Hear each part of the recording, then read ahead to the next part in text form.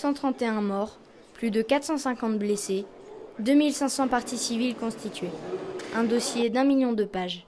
Le procès des attentats du 13 novembre s'annonçait historique par son ampleur. Il le fut par la nature des débats. Les parties civiles cherchaient des réponses, à comprendre pourquoi leurs proches ont subitement été sous le feu de la haine. La réponse que j'attendais, en fait, c'était la réponse sur le sens. Puisque ça fait 6 ans que cela m'obsède. Quel est le sens de tout ça? Pourquoi mon fils est mort dans ces conditions? Ça n'a pas de sens. Les proches des victimes se sont présentés avec des attentes minimales. En règle générale, les terroristes ne livrent rien aux victimes. Et moi, avant, je voulais avoir une idée de comment est-ce que des gens de mon âge pouvaient venir dans une salle de concert de dos et me tirer dessus. Et ça, j'ai l'impression d'avoir eu quelques réponses sur quels sont les aspects de la propagande qui ont entraîné ces jeunes à croire à Daesh, comment est-ce que le totalitarisme peut gangréner un cerveau. Pour les proches des victimes, ces 10 mois de procédure ont été une épreuve. Les accusés ont fait vaciller les principes des plus déterminés à ne pas céder à la haine. Il y a un moment où Abrini explique que les viols des Yazidis, c'est un projet de natalité. Et là, à ce moment-là, moi je me dis, mais en fait, pourquoi on fait ça?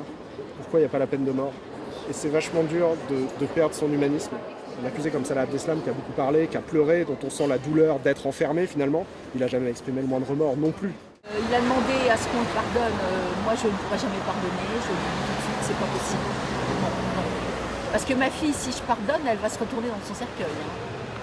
Entre les pulsions de vengeance et les appels au pardon, il y a un espace, celui de la justice.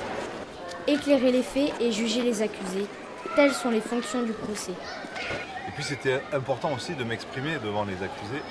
En phase 2, j'ai pu leur dire, voilà, en fait, vous n'avez pas gagné.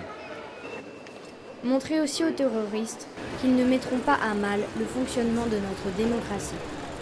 Nous sommes en démocratie, moi je suis très heureux que les accusés soient défendus par des gens de valeur, qui font leur travail.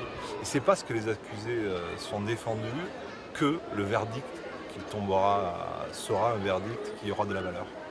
Moi, ma grande fierté, c'est qu'on puisse opposer au terrorisme une justice normale.